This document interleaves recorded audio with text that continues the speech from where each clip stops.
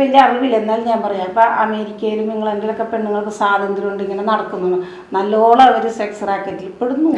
അങ്ങനെ വരുമ്പോൾ ആണുങ്ങൾ ഡ്രഗ് അബ്യൂസിൽ പോവും, ആൽക്കഹോളിൽ പോവും. പുറത്തേക്ക് പോകാൻ പാടില്ല, ഇന്ന ഡ്രസ്സ് ഇടാൻ പാടില്ല, ഇത്രയും പഠിക്കാൻ പാടുള്ളൂ, ഇന്ന ജോലിക്ക് പോകാൻ പാടില്ല. അമ്മ പറയുന്ന ഒരു കാര്യം എനിക്ക് മനസ്സിലാവുന്നില്ല. ചിന്നു ഇത്രയും പഠിച്ചതല്ലേ, ചിന്നുൻ്റെ കല്യാണത്തിന് അവൻ നടത്തുന്നത്, എല്ലാ പ്രശ്നവും അവൻ്റെ തലയിൽ വെക്കുന്നു. അല്ല, അത് നമ്മുടെ നാട്ടു നടപ്പാണല്ലോ. വീട്ടിൽ പെൺകുട്ടികളുണ്ടെങ്കിൽ പ്രായമാകുമ്പോൾ അവരെ കല്യാണം കഴിച്ചു കൊടുക്കണം, അതാണ് അതിൻ്റെ ഒരു രീതി. എന്ത് നാട്ടു നടപ്പ്, അതെല്ലാം പണ്ടത്തെ ഓരോ കാര്യങ്ങളാണ്. ഇപ്പം പെണ്ണുങ്ങളും ആണുങ്ങളും എല്ലാവരും പഠിക്കുന്നുണ്ട്, അവർക്ക് അവരുടേതായ കാര്യങ്ങൾ നോക്കാനും അറിയാം. കല്യാണം അത് ഇതെല്ലാം അവൻ്റെ തലയിലാണ്. ഇതെല്ലാം അവനെ കൊണ്ട് ചെയ്യിപ്പിക്കേണ്ട ആവശ്യം എന്താ? പെൺകുട്ടികൾ പഠിച്ചു എന്ന് പറഞ്ഞാലും അങ്ങനെ അങ്ങോട്ട് വിടാൻ പറ്റില്ല, അവരെ കല്യാണം കഴിച്ചു കൊടുക്കണം. ഇപ്പം നിന്നെ കല്യാണം കഴിച്ചു കൊണ്ടുപോകുന്നില്ലേ? എന്നെ കല്യാണം കഴിച്ചു കൊടുത്തത് എൻ്റെ ആങ്ങളമാരല്ല, ഞാൻ കഷ്ടപ്പെട്ട് പഠിച്ച് ഞാൻ ഏൺ ചെയ്ത കാശ് കൊണ്ടാണ് ഞാൻ കല്യാണം നടത്തുന്നത്. അതാരാ ഇല്ലയെന്ന് പറയുന്നേ? ആരാ ഇല്ലയെന്ന് പറയണേ? നീ കഷ്ടപ്പെട്ടത് തന്നെയാണ് എന്ന് കരുതി ഞാൻ കഷ്ടപ്പെട്ടില്ല എന്ന് പറയരുത്. ഞാൻ അങ്ങനെയല്ല പറഞ്ഞത്. നീ കഷ്ടപ്പെടുന്നത് നിനക്ക് വേണ്ടി, ഓക്കെ. അവിടെ ചിന്നുൻ്റെ കല്യാണവും വീടിൻ്റെ ബാധ്യതയും അച്ഛൻ മരിച്ചിട്ടുള്ള എല്ലാ ബാധ്യതയും എല്ലാം നീയാ നോക്കുന്നത്. സോ നിൻ്റെ കംഫർട്ട് സോൺ നീയല്ല കളയുന്നത്, ഇവരെല്ലാവരും ഈ സൊസൈറ്റി എന്ന് പറഞ്ഞിട്ടാണ് കളയുന്നത്. അത് സൊസൈറ്റിയുടെ ഒരു രീതിയാണ്. ഒരു വീടിൻ്റെ ചുമതല മിക്കവാറും എല്ലാ വീട്ടിലും ആൺപിള്ളേർ തന്നെയാണ്. പെൺകുട്ടികൾ പഠിച്ചാൽ തന്നെയും അവർ ചുമതല എടുക്കാറില്ല, അവർ അവരുടെ കല്യാണം കഴിഞ്ഞ് പോകും, അങ്ങനെ തന്നെ ചെയ്യാറുള്ളൂ. ആൺകുട്ടികൾക്കുള്ളൊരു പ്രത്യേകത അതാണ്, അവർ റിസ്ക് എടുക്കും, പെൺകുട്ടികൾക്ക് അതില്ല. അതെന്താ പെൺകുട്ടികൾക്ക് ഇല്ലാത്ത?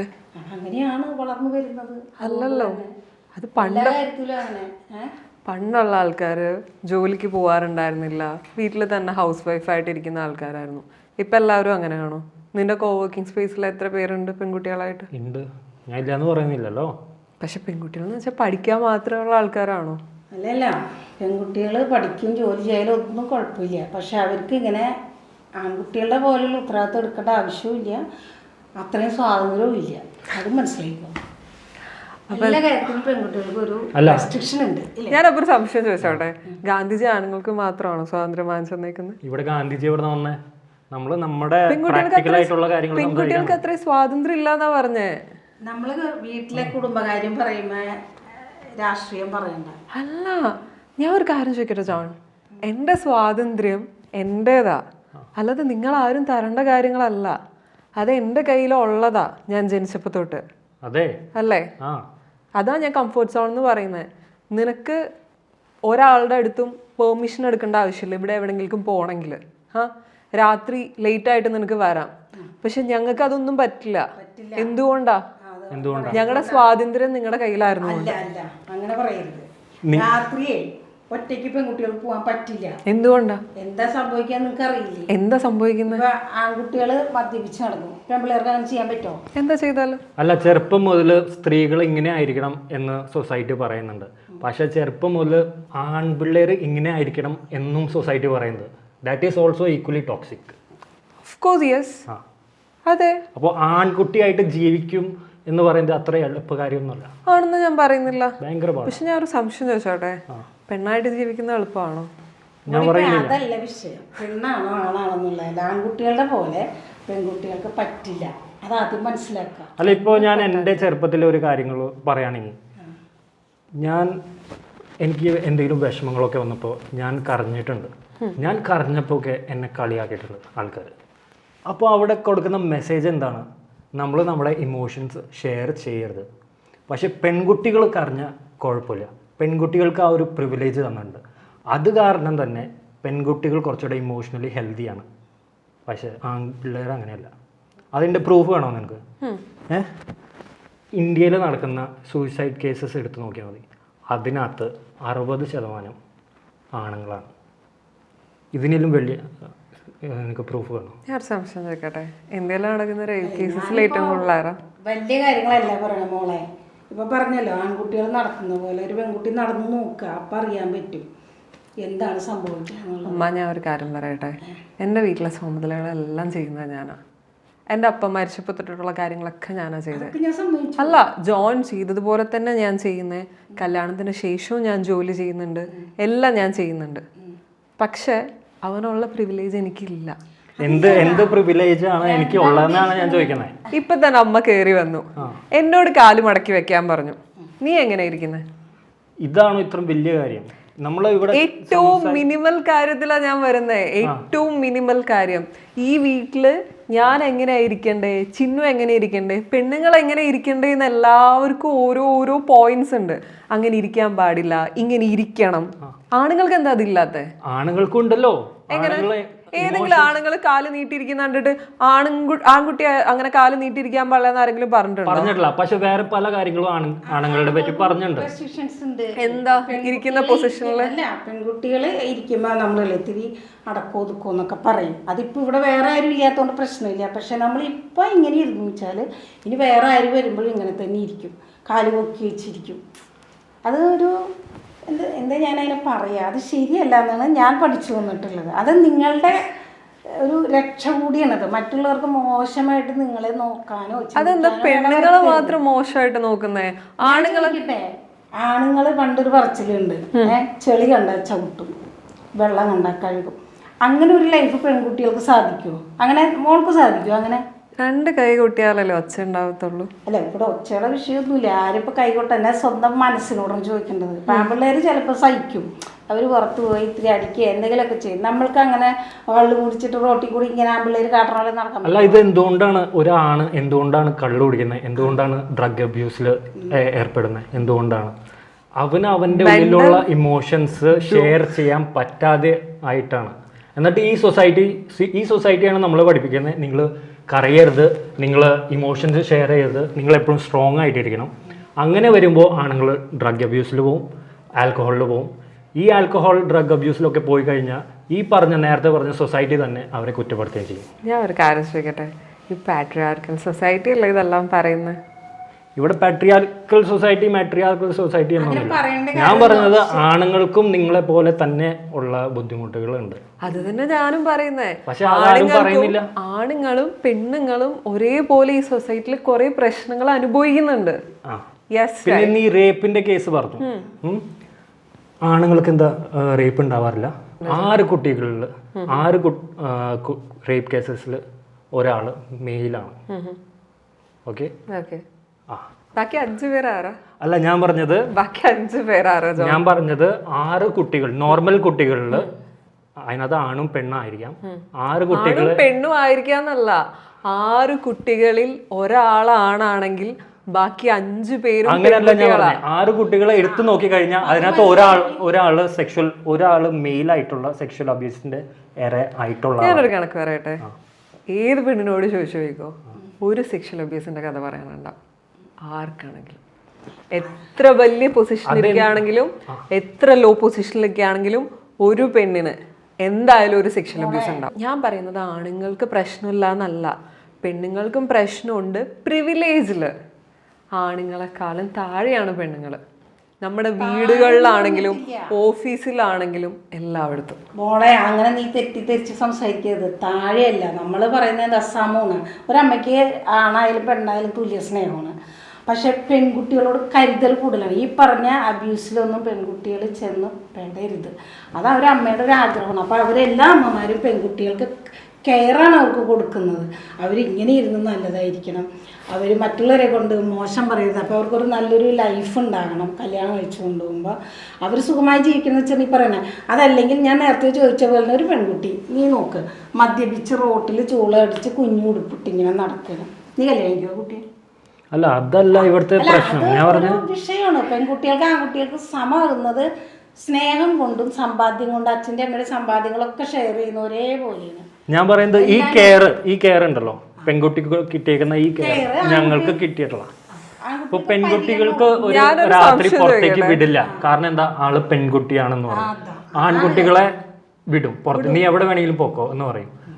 ആൺകുട്ടികളുടെ സേഫ്റ്റി ആരും ചിന്തിക്കാറില്ല. പക്ഷെ ആൺകുട്ടികൾക്കും ഈ പറയുന്ന പ്രശ്നങ്ങൾ ഉണ്ടാവാറുണ്ട്. കെയർ ആയിട്ടാണോ തോന്നുന്നത്? അത് കെയർ ആണ്, അത് ഭയങ്കര വലിയ പ്രിവിലേജ് ആണ്. നിനക്ക് അല്ല, ഞാനൊരു സംശയം ചോദിക്കട്ടെ, നിനക്ക് രാത്രി ഏത് സമയത്തും പുറത്ത് പോകാം, ഏത് സമയത്ത് വേണമെങ്കിലും തിരിച്ചു വരാം. അത് നിന്നെ കെയർ ചെയ്യാത്തതും ഒരു പെൺകുട്ടി 5 മണിക്ക് അല്ലെങ്കിൽ 6 മണിക്ക് ശേഷം വീടിന് പുറത്ത് പോകാൻ പറ്റില്ല എന്നുള്ളത് അവരെ കെയർ ചെയ്യുന്നതും. അങ്ങനെയാണോ?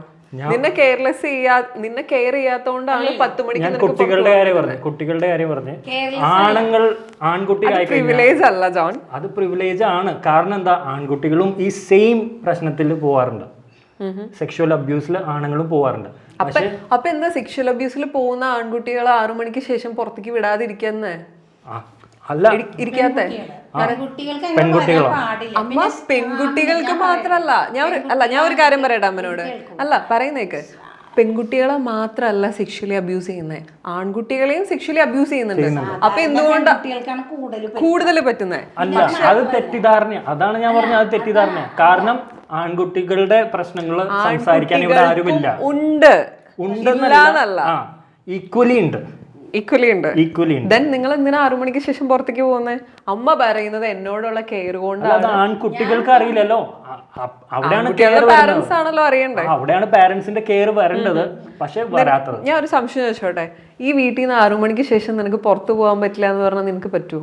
ഇപ്പോഴത്തെ കാര്യമല്ല ഞാൻ പറഞ്ഞത്. എപ്പോഴത്തെ? എനിക്കിപ്പോഴും പറ്റില്ല. ഞാനിപ്പോ പോണെങ്കിൽ ഞാൻ അവിടെ ഡോറ് തുറക്കുകയാണെങ്കിൽ അമ്മ എന്നോട് ചോദിക്കില്ല എവിടേക്കാന്ന്? ചോദിക്കുന്നേ ഉള്ളൂ, പക്ഷെ നിന്നെ തടഞ്ഞു നിർത്തുന്നില്ല. ഈ സമയത്തോ?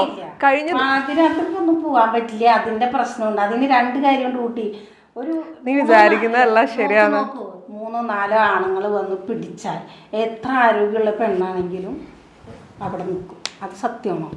ആരോഗ്യം ഒരു പ്രശ്നമാണ്. അപ്പോൾ ചോദിക്കും, ഇവർക്ക് ആഹാരം കഴിക്കേണ്ട, ഇവർ കൂടുതൽ കഴിച്ചാൽ കുറവ് കഴിച്ചാലും നമുക്ക് അവരുടെ സ്റ്റാമിനയായിട്ട് സ്ത്രീകൾക്ക് അപൂർവം 1-2 പേരൊക്കെ ഉണ്ടാവും, ഇല്ലെന്ന് ഞാൻ പറയുന്നില്ല.